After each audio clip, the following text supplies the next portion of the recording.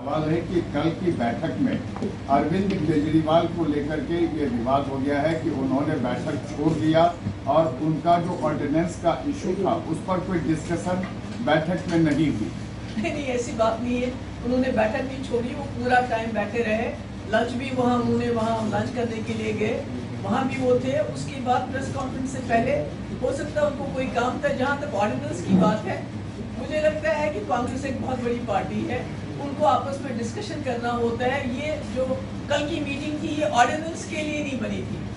ये मीटिंग बड़े issues discuss करने के लिए बनी थी। और जब ऑर्डिनेंस का वक्त आएगा तो कांग्रेस उसमें अपना फैसला करके वो बता देगी। तो मुझे नहीं लगता है कि इसमें कोई ऐसी कोई मतलब घबराने की कोई बात है। केजरीवाल का एक पुराना ट्वीट जो है वो सामने आया, अजय माकन ने रखा है। जब 370 हटाया गया था तो केजरीवाल ने उसे अच्छा कदम बताया था, और इसी यही वजह है कि केजरीवाल के साथ खड़े होने में न सिर्फ कांग्रेस बल्कि बाकी पार्टियां मनी मन हिचक रही है, क्योंकि वो थाली के बैगन की तरह इधर से उधर होते रहते हैं। देखिए, केजरीवाल जी से हमने वो शिकायत गिला जरूर किया कि जब हम पे बीती तो आपने तो उस वक्त उसका सपोर्ट किया और आज आप उसी जगह खड़े हैं। तो मेरा ये कहने का मतलब है, जो आइडिया ऑफ इंडिया है वो ही हमको साथ लाता है। हमारे आपस में बहुत मतभेद हो सकते हैं, जैसे आपने देखा उद्धव ठाकरे साहब और हम एक साथ बैठे थे, जबकि हमारी आपस में जो बहुत डिफरेंसेस है, मेजॉरिटी डिफरेंसेस है आइडियोलॉजीज में, सोच में, बाकी चीज़ों में। मगर this is the idea of India कि आइडिया ऑफ इंडिया को कैसे बचाएं, गांधी के हिंदुस्तान को कैसे बचाएं, अपने कॉन्स्टिट्यूशन जो आपको हमको राइट देता है बात करने का, जिंदा रहने का, उस कॉन्स्टिट्यूशन को कैसे बचाएं। क्योंकि अगर आज हम इकट्ठे नहीं हुए तो कभी इकट्ठे नहीं हो पाएंगे और मुल्क नहीं रहेगा। क्योंकि जो मुल्क, मैंने कहा कि जब हमारे वजीर आजम बाहर चले जाते हैं तो जहां उनको इतना स्वागत होता है तो वो उनके लिए नहीं होता है, वो उस मुल्क के लिए होता है, गांधी के मुल्क के लिए होता है, जिसको वहां वो हार पहनाते हैं और वापसी पे आके वो जो उनकी कोई मेंबर पार्लियामेंट है तो वो गोडसे जी की पूजा करती है। लेकिन जिस तरह से आपने एक सवाल पूछा, I am from ANI Raman. You all came up from with your own agenda, Kejriwal, you and Mamta. People being pitted against each other due to political interest. What comment do you have to make in context of West Bengal? Sorry, What comment do you have to make in the context of West Bengal? Similar violence is being reported there as well. Manipur की बात क्यों नहीं करते हो आप? Why don't you talk about Manipur? Because वहाँ BJP की double engine की सरकार है, so you don't want to talk about that. 200 से ज्यादा लोग मर गए हैं, छोटे छोटे बच्चे जंगलों में घूम रहे हैं। जो मणिपुर का हाल किया बीजेपी ने, जो नफरतें उन्होंने वहां डाली, आप यकीन कीजिए अगर अपोजिशन इकट्ठे नहीं होती, इनका मुकाबला नहीं करती, पूरे मुल्क का हाल मणिपुर से जैसा कर रही है। Thank you so much, thank you. सवाल है कि कल की बैठक में अरविंद केजरीवाल को लेकर के ये विवाद हो गया है कि उन्होंने बैठक छोड़ दिया और उनका जो ऑर्डिनेंस का इशू था उस पर कोई डिस्कशन बैठक में नहीं हुई। नहीं, ऐसी बात नहीं है। उन्होंने बैठक नहीं छोड़ी, वो पूरा टाइम बैठे रहे।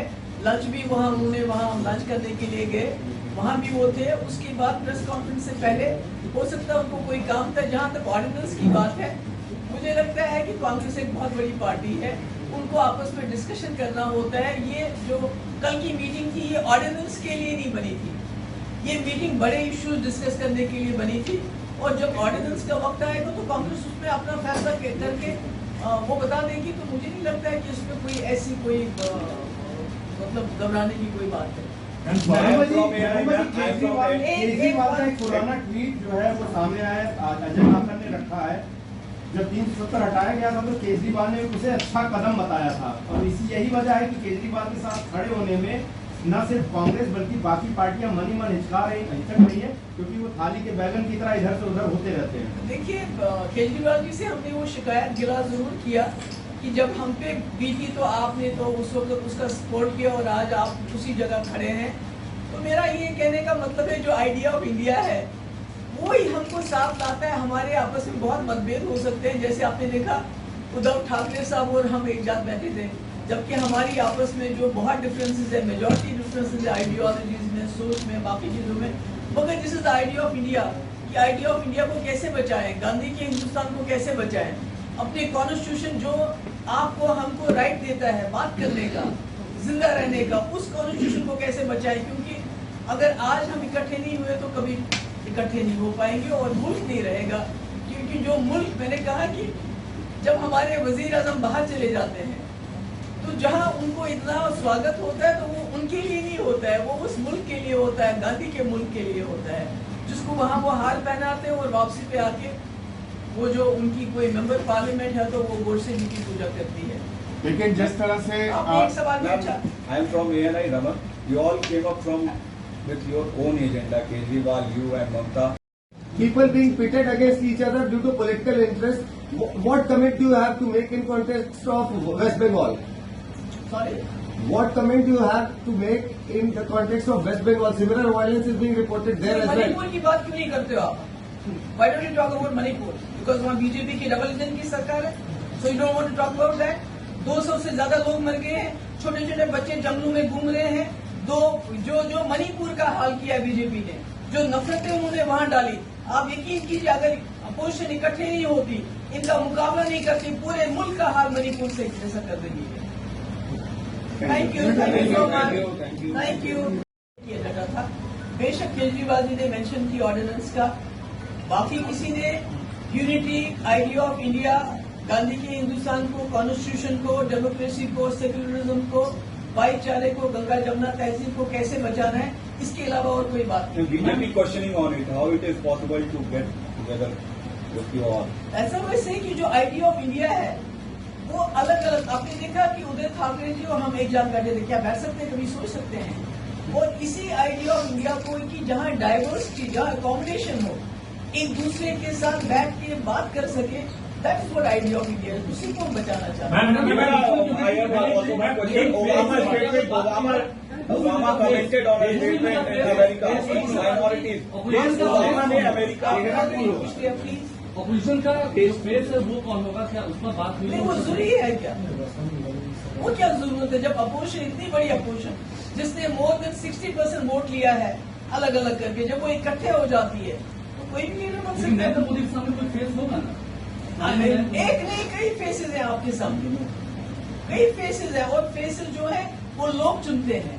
जब कल को लोग अपोजिशन को अगर इकट्ठे हो जाते हैं, 60% से ज्यादा वोट है अपोजिशन का, तो कौन सी बड़ी बात है, फेस तो खुद ही बन जाता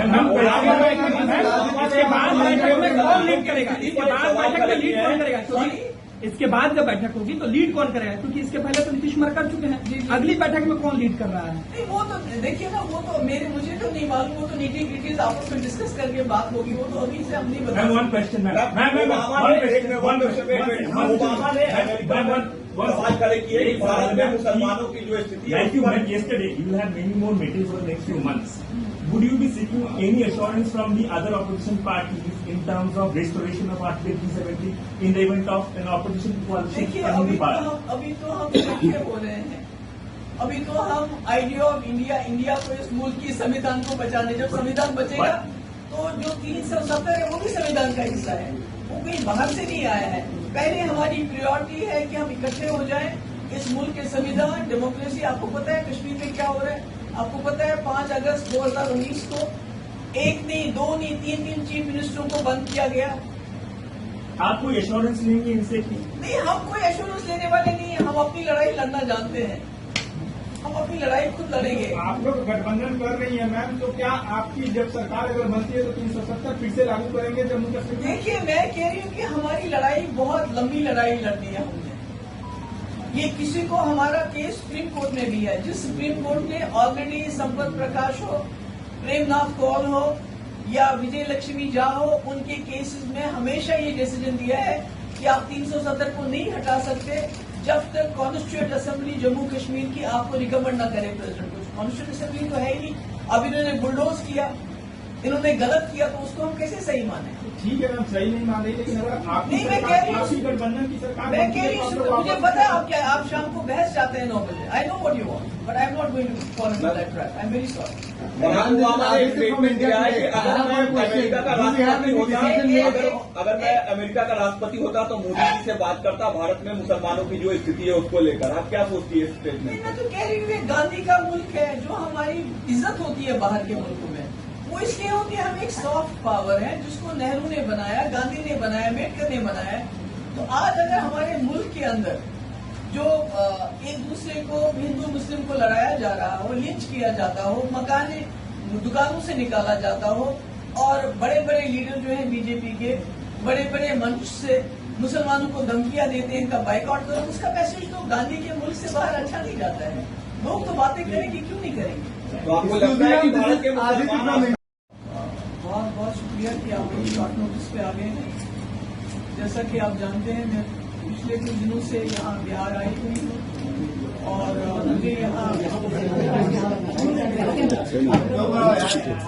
अरे यार अगर आपको बात सुननी है तो सुन लीजिए, अगर आपको आपस में झगड़ा करना है तो फिर मुझे वही बताइए।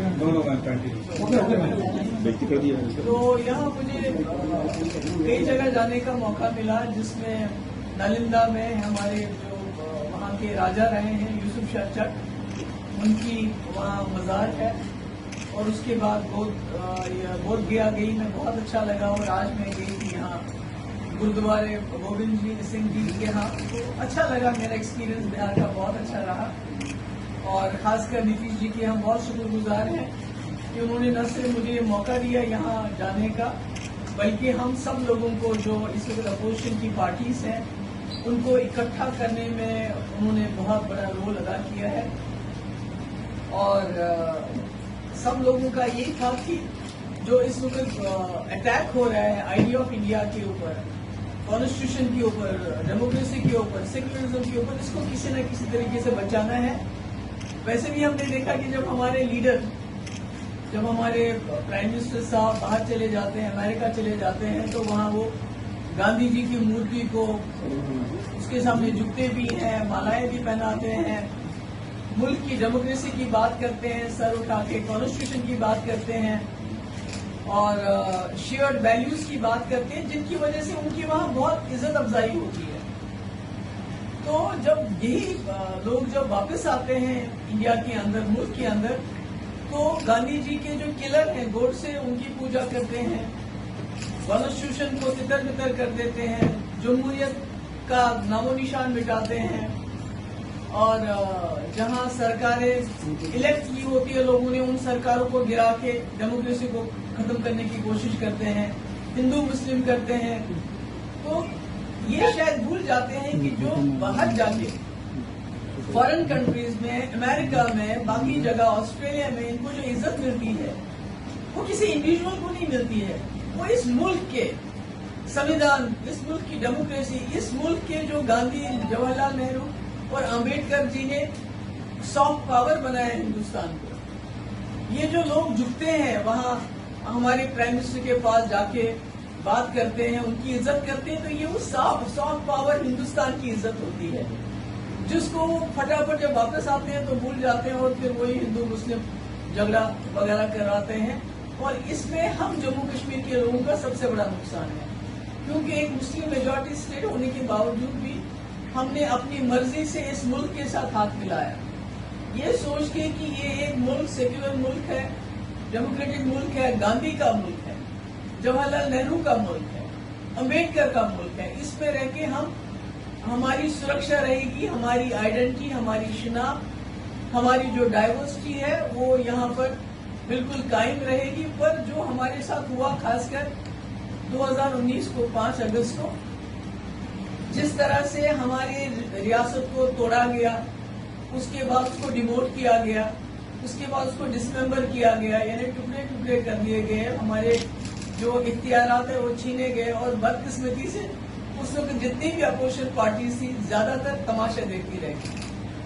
उनको ये पता नहीं चला कि जो आज कश्मीर में हो रहा है वो कल उनके साथ भी हो सकता है। जम्मू कश्मीर की जो स्पेशल स्टेटस है वो कोई हमें पाकिस्तान या चीन ने नहीं दिया था, वो इसी मुल्क के संविधान ने दिया था।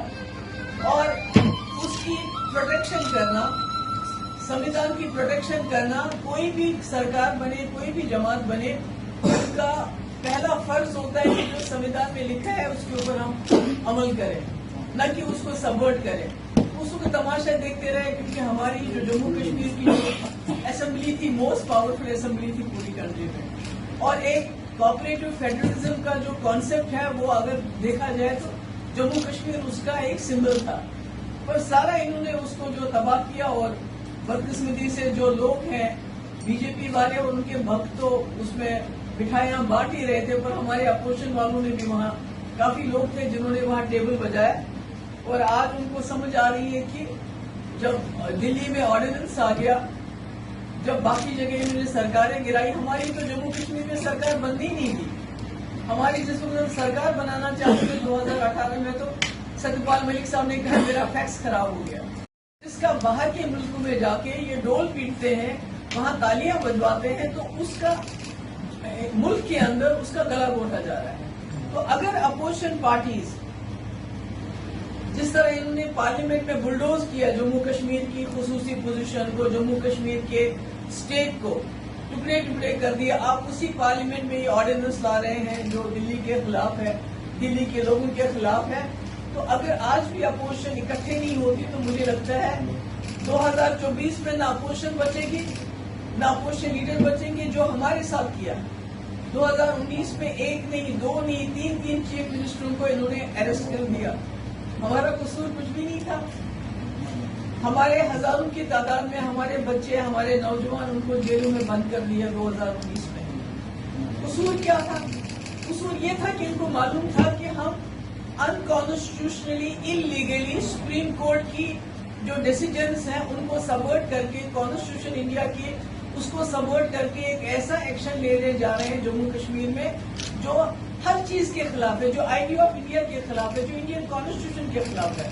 तो इसलिए हमको भी बंद कर दिया, हमारे नौजवानों को भी बंद कर दिया, उनको मुल्क की डिफरेंट जेलों में डाल दिया, और उनमें से आज तक भी सैकड़ों की तादाद में जेलों में बंद है।